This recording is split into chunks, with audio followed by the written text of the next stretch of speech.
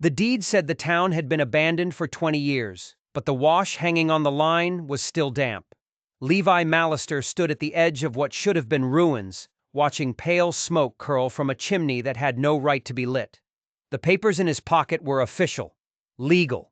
They swore up and down that every living soul had fled Millfield Hollow back in 1855, the day the silver mine collapsed and swallowed half the town's men. But the papers were wrong. Someone had swept the porch steps of the general store, just recently. Someone had tended the small, neat garden behind the old schoolhouse, the soil still dark and turned. Someone was living in his ghost town, and that someone was watching him. From behind the faded lace curtains of the house at the very end of the street, the one that sat on a low hill overlooking everything, he saw it. A flicker of movement, a shadow detaching itself from the deeper shadows within. The curtain fell back into place, but not before Levi caught a glimpse of something impossible. A young woman's face. It was as pale as morning frost, with eyes so wide they seemed to drink in the light. And in those eyes, he saw a terror he'd never seen before. It wasn't the fear of a stranger, of a woman caught unawares. It was the primal terror of seeing another human being for the very first time. The legal papers in his hand suddenly felt like they were made of lead. The deed, the map, the letter from the lawyer, it all felt like a lie. A carefully constructed story to cover up something else entirely.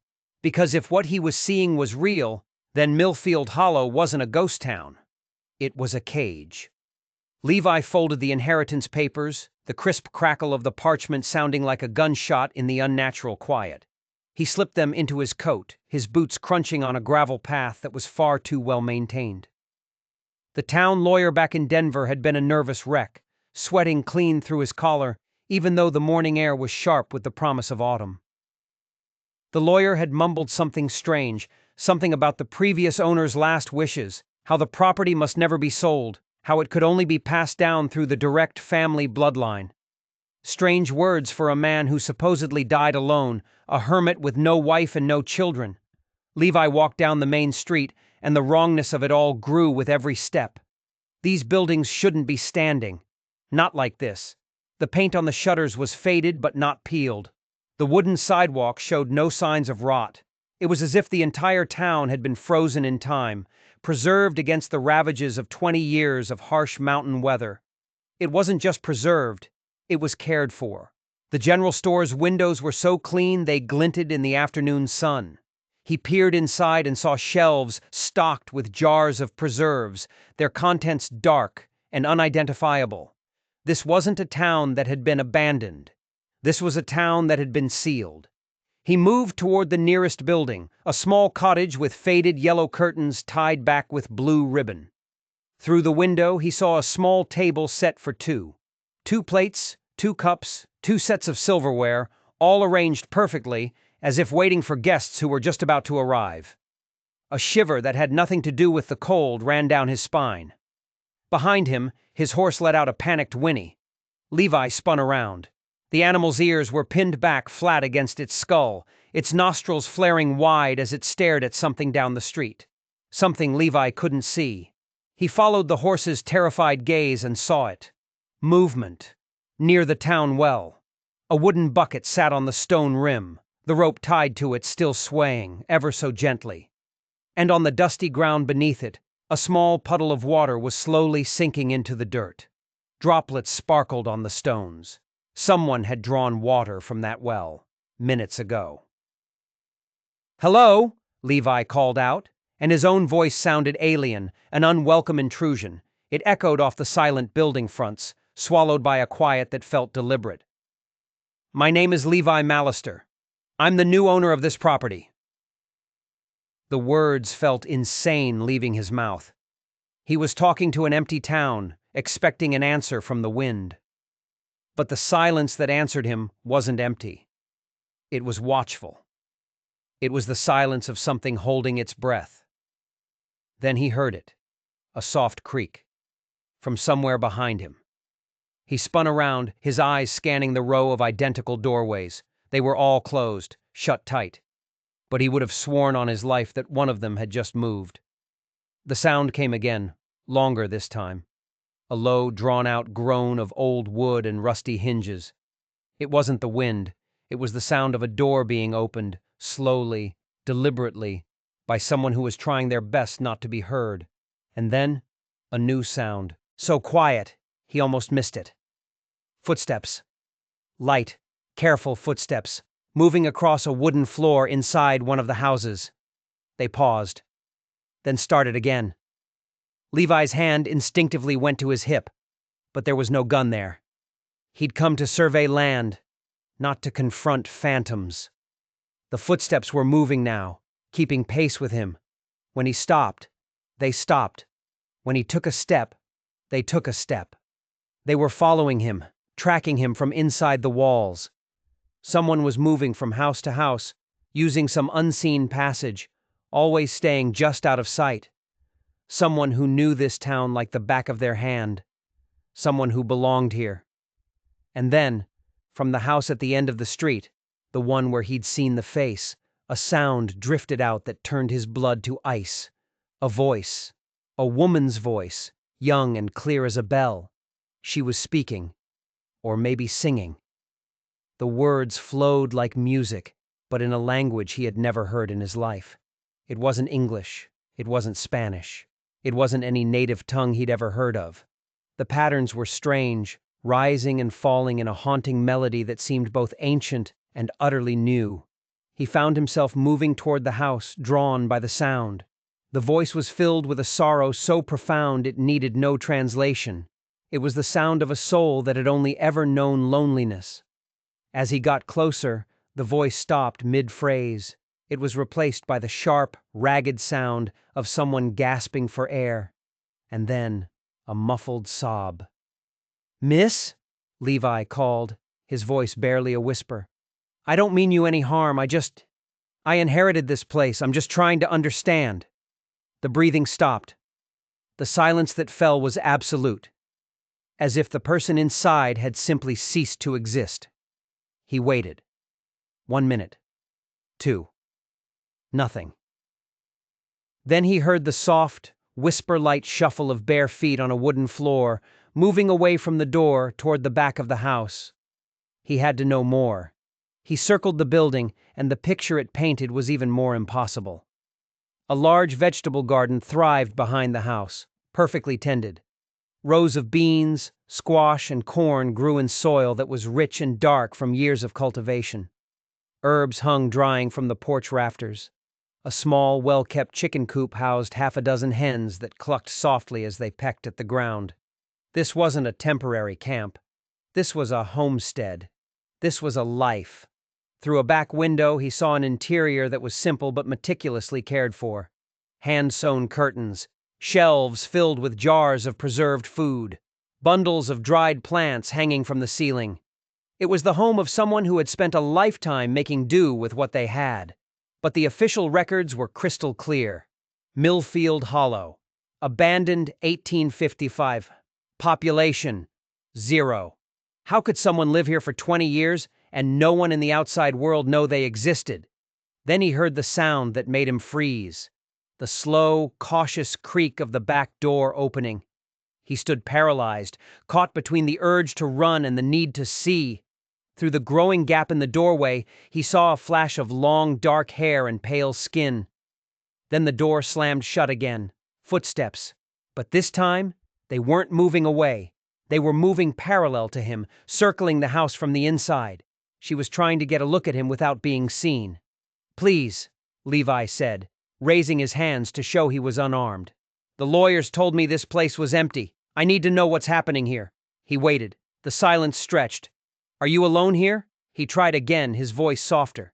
"Is there someone who takes care of you?" This time, the response was instant. And violent. The back door flew open, crashing against the exterior wall. An elderly man exploded from the doorway, moving with a speed that defied his age. He wore clothes from another era, worn trousers held up by suspenders, a simple homespun shirt. His long gray beard was tied in a meticulous, intricate braid, and in his hands, he held a long rifle, its barrel pointed directly at Levi's heart. "You need to leave," the man said, his voice a low, rough growl. as if he hadn't used it to speak to another soul in years. "This place isn't for outsiders. Never has been." His eyes burned with a fierce protective fire that made Levi take an involuntary step back. "And if you know what's good for you," the old man added, his voice dropping to a deadly whisper, "you'll forget you ever saw her." Levi held his hands up higher, palms open and empty. "I'm not looking for trouble. My name is Levi Mallister. I have the papers. I inherited this place from my uncle, Marcus Mallister." The rifle didn't waver, but something flickered in the old man's weathered eyes at the mention of that name.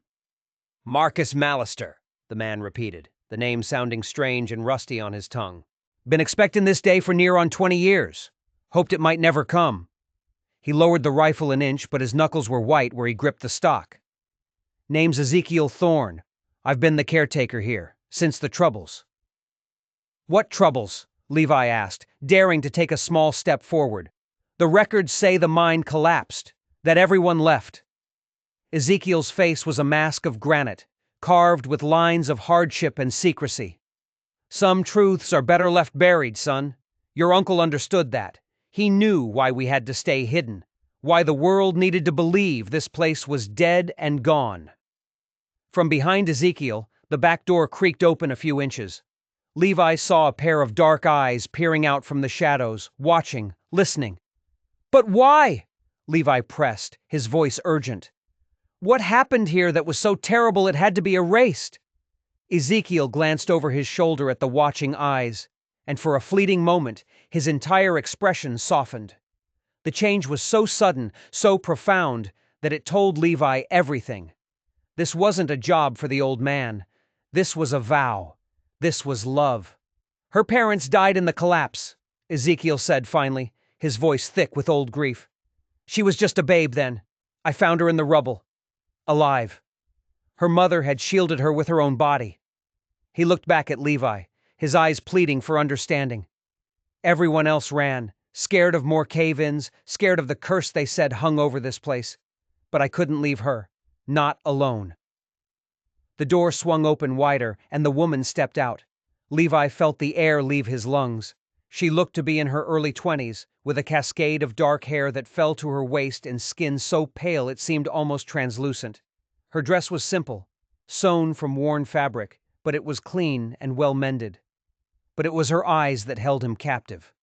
They were large and dark, and they were filled with a raw, unfiltered curiosity that was completely unguarded by the fear he'd seen before.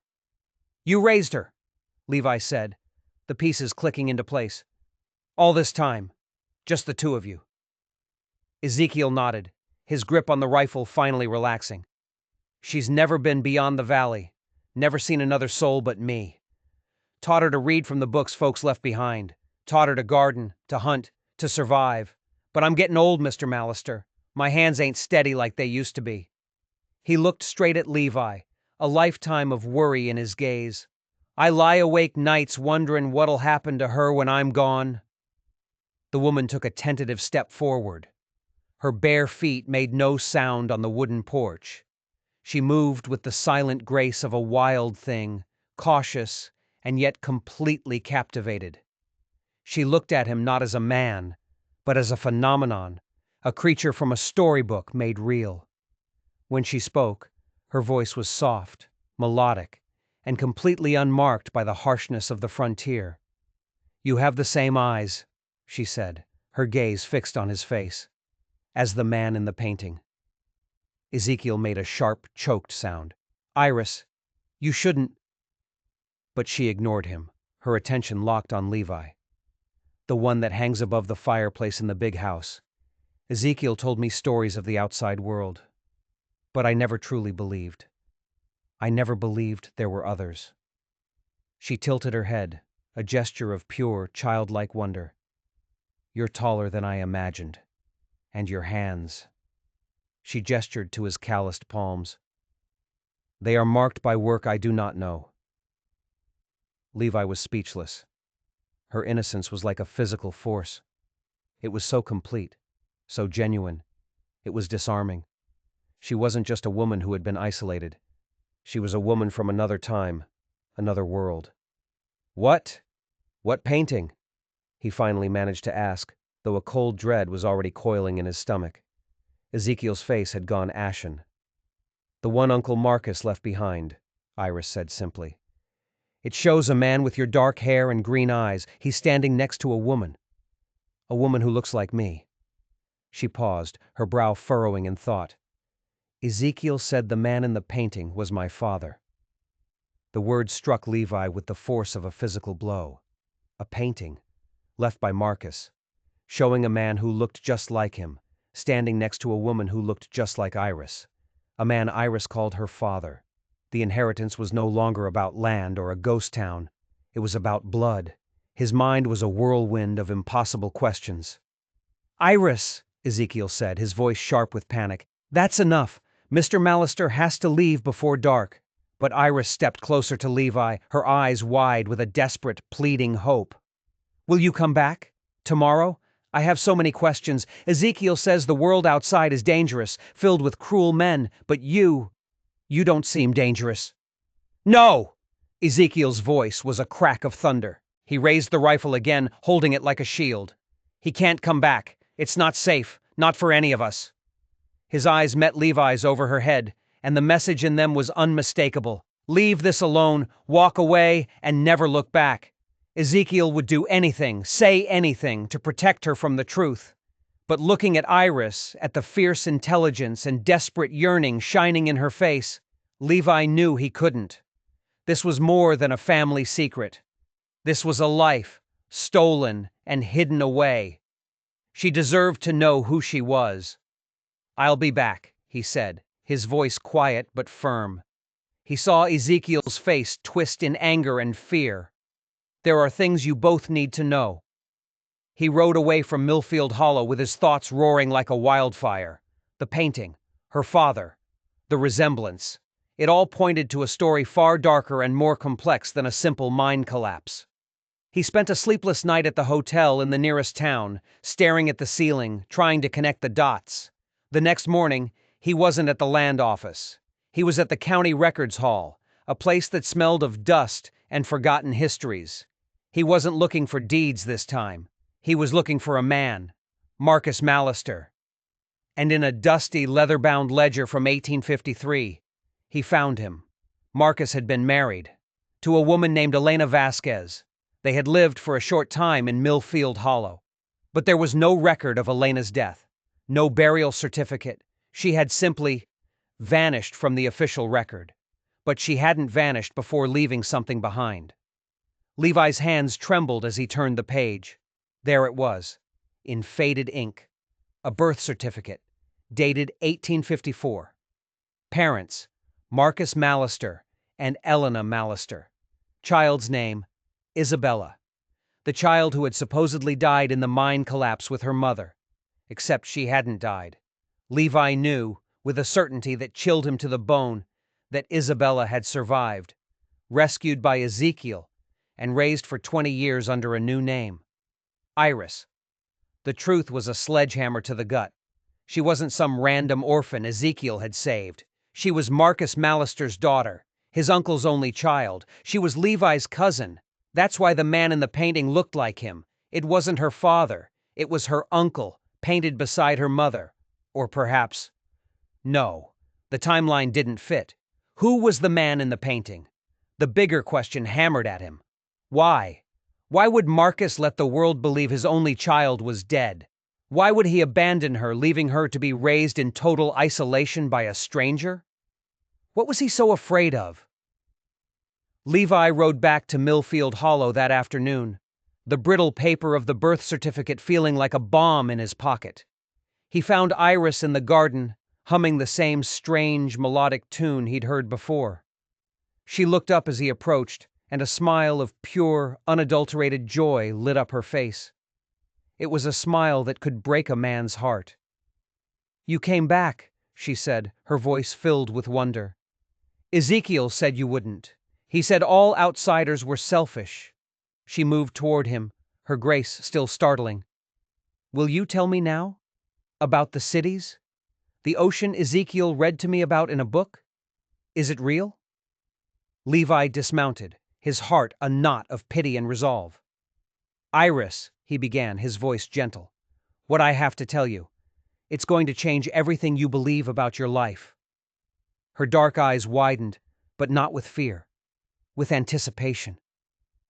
"Good," she whispered, a fierce new light in her gaze. "I am tired of secrets. I love Ezekiel, but this place, sometimes it feels less like a home and more like a tomb." Before he could say another word, the sharp metallic click of a rifle hammer being cocked echoed behind him. "I warned you," Ezekiel's voice rasped, tight with 20 years of fear. "I told you to stay away." Levi turned slowly. The old man stood 10 feet away, the rifle aimed squarely at his chest. But this time, Levi saw something more than anger in his eyes. He saw desperation. He saw grief. "Ezekiel, please," Iris said, stepping directly between them. She placed herself in the line of fire without a moment's hesitation, her small frame radiating an authority that stunned both men. "He has done nothing wrong." "Child, you don't understand what you're meddling in," Ezekiel pleaded, his aim wavering as she blocked his shot. "Some truths are poison. They destroy everything they touch." His eyes locked with Levi's. "Tell me you left it alone. Tell me you didn't go digging where you shouldn't." Slowly, deliberately, Levi reached into his pocket. He pulled out the folded birth certificate. "Her name is Isabella Mallister," he said, the words hanging in the still air. "She's my Uncle Marcus's daughter. She's my cousin." The world seemed to stop. Iris went completely rigid, her face draining of all color. "My father," she whispered, turning to look at Ezekiel.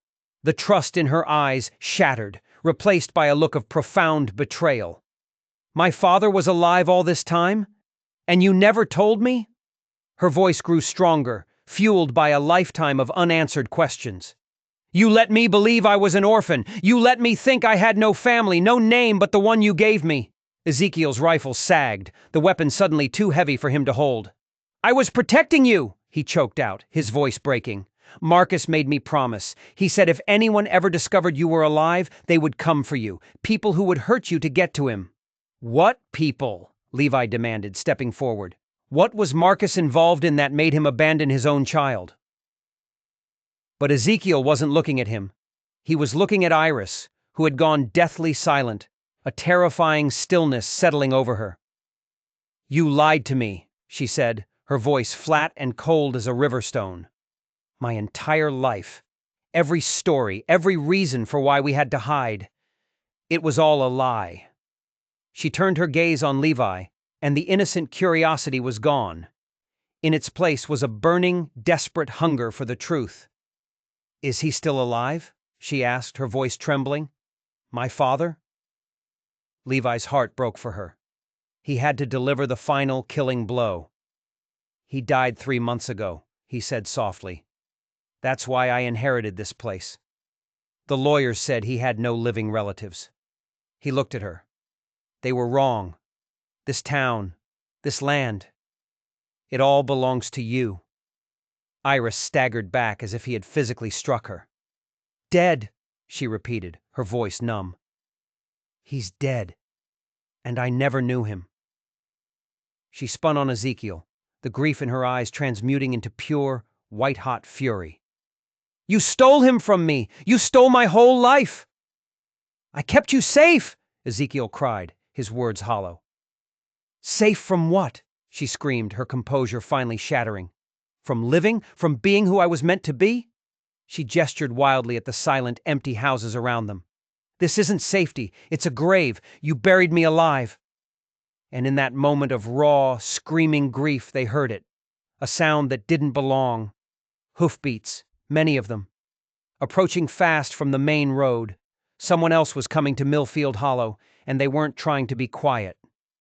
3 riders burst from the tree line, their horses lathered and panting. The man in the lead was tall and dressed in a fine black coat that spoke of wealth and power. The 2 men who flanked him were hard-faced and watchful, their hands resting near the pistols on their hips. The lead rider reined in his horse, his cold eyes taking in the scene. He looked at Ezekiel's rifle, at Levi's stunned face, and then his gaze settled on Iris. A slow, cruel smile spread across his lips. "Well, well," he called out, his voice smooth and dangerous. "Looks like old Marcus Mallister's ghost town isn't quite so empty after all." He dismounted, his movements fluid and confident. His eyes never left Iris. "And who," he purred, "might this lovely creature be?" Ezekiel moved instantly, planting himself in front of Iris like a withered oak tree. "Nobody you need to concern yourself with, Dutton. This is private property. You're trespassing." The name, Dutton, was like a punch to Levi's gut. He'd seen it in his uncle's papers. A name connected to a bitter business dispute, a debt that was never settled. Samuel Dutton's smile widened. "Private property, is it? Property belonging to Marcus Mallister, a man who owed my family a considerable fortune when he vanished 20 years ago. A fortune that has been gathering interest ever since." He pulled a sheaf of papers from his coat. "I have a legal claim on this land, Thorne, and everything on it." "Marcus is dead," Levi said, stepping forward to stand with Ezekiel. "I'm his heir. Any debts died with him." Dutton barely glanced at him. His hungry gaze remained fixed on Iris, who stood frozen behind Ezekiel. "Dead, you say? How tragic." His voice dripped with false sympathy. "But some debts, you see, are passed down, especially when there are assets left to collect." His eyes raked over Iris, and the meaning was unmistakable. Levi's hands clenched into fists. "And what a remarkable asset she is." The horrible truth crashed down on Levi. This wasn't about money or land. Dutton had come looking for leverage against Marcus, but he had found something infinitely more valuable. A beautiful young woman with no knowledge of the world, no legal standing, and no one to protect her but an old man and a stranger. "She's under my protection," Levi said, his voice low and hard.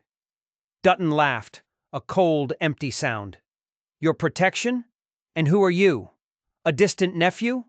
I think you'll find my legal claim carries a bit more weight than your noble intentions." His men shifted, spreading out in a silent, menacing gesture. It was Iris who broke the standoff. She stepped out from behind Ezekiel, her chin held high. "What debt?" she asked, her voice clear and steady, betraying none of the fear Levi knew she must be feeling. "What did my father owe your family?" Dutton's expression shifted into one of mock concern. "Your father, is it? Well, now, that does make things tidier." He looked her up and down as if she were a prize mare at an auction. "Marcus borrowed a great deal of money to start his little mining venture. When the mine failed and men died, he tucked his tail and ran, leaving his partners and his debts behind." "That's a lie!" Ezekiel spat. "Tell her the rest of it, Dutton. Tell her about the charges you set in the lower tunnels. Tell her about the men you buried alive to hide the fact that the mine was a bust and you'd been cooking the books for months." Dutton's polite mask slipped. For a second, Levi saw the predator beneath, cold, vicious, and utterly without mercy. Old man's tales. "Is it?" Levi reached slowly into his own coat. He pulled out the second document he'd found, the one buried deep in the county's cold case files. "Samuel Dutton," he said, his voice ringing with authority. "There's an active warrant for your arrest, issued 20 years ago, for questioning in connection with the Millfield Hollow mine disaster." Dutton's face went white. "My uncle didn't run from a debt," Levi pressed on, the pieces of the puzzle locking into place with sickening clarity. "He ran from you. He found out you sabotaged the mine to cover your own fraud. The collapse wasn't an accident, was it? It was mass murder." "You have no proof!" Dutton snarled, his hand creeping toward the pistol at his side. "Oh, but I do," a new voice said. It was Ezekiel. His rifle was up again, the barrel aimed dead center on Dutton's chest. "I was the mine foreman. I saw you and your men with the dynamite. I saw you run just before the mountain came down. Marcus told me to take his daughter, to hide her while he went to gather the evidence to bring you to justice." Iris moved to Levi's side, her hand finding his arm and gripping it tight. The sheriff back in Denver seemed very interested in reopening this case. Levi bluffed, his voice steady. Especially after two of your former associates gave full confessions last year. It was a wild shot in the dark, but it hit its mark. Dutton's eyes darted between them, calculating, cornered. For a long, tense moment, no one moved. Finally, Dutton took a slow step backward toward his horse. "This isn't over," he hissed. "There are other ways to collect on a debt." "You try it," Levi said, his voice dropping to a deadly quiet. "And I'll see that warrant follows you to the ends of the earth." Dutton swung himself into the saddle, his face a mask of hate. His men followed, and within moments, they were gone, melting back into the trees, leaving only the settling dust and the echo of their hoofbeats behind. The silence they left was profound, filled with the weight of 20 years of lies. Iris looked around at the small, perfect town that had been both her home and her prison. Then she looked up at Levi, and her eyes were filled with a new, fierce determination. "I want to see it," she said, her voice soft but strong. "Everything. I want to see what's beyond these mountains. I want to live the life my father died to protect." Ezekiel's shoulders slumped, the fight finally going out of him. I kept you safe," he whispered, his voice thick with exhaustion and regret. "You did," Iris said, turning to the old man. She wrapped her arms around him, holding him tight. "You gave me a life when I should have had none. You gave me love. Now I have to choose my own." She turned back to Levi, and the frightened girl he had first seen was gone forever. In her place stood a woman. "Will you help me? Will you teach me how to live in the world?" "It's not an easy place," he warned her gently. "It can be cruel. People will try to take advantage of you." A small, brave smile touched her lips, a smile that held the promise of incredible strength. "Then I will learn to be stronger," she said. "I'll learn to protect myself, and the people I care about." Her gaze flickered to Ezekiel, then back to Levi, her eyes locking with his. "Starting with you." 3 months later, Levi stood on the porch of his ranch house, a place he now shared with the most unexpected family a man could ask for. He watched as Iris tended the garden she had planted with her own 2 hands, her movements filled with a grace and confidence that seemed to grow with every passing day. Ezekiel sat in a rocking chair nearby, his old rifle across his lap, a contented guardian watching over his flock. Iris had taken to the outside world like a flower turning to the sun. Her sharp mind and boundless curiosity were a match for any challenge. She was learning to read and write English, devouring books with a hunger that amazed him. She was learning about money, about law, about people. She was building a life, not on the ashes of her past, but on the firm foundation of her own strength. As she finished her work and started up the hill toward him, her face bright with the pure, simple joy of her new freedom, Levi knew that some inheritances had nothing to do with land or money. Sometimes the greatest inheritance is the family you never knew you were looking for. If you enjoyed this story, don't forget to hit that subscribe button, because you won't want to miss the incredible tales we have coming up next. Your support means the world to us, and it helps us keep searching for these forgotten stories. And for another unforgettable tale of secrets and survival, click the video on your screen right now.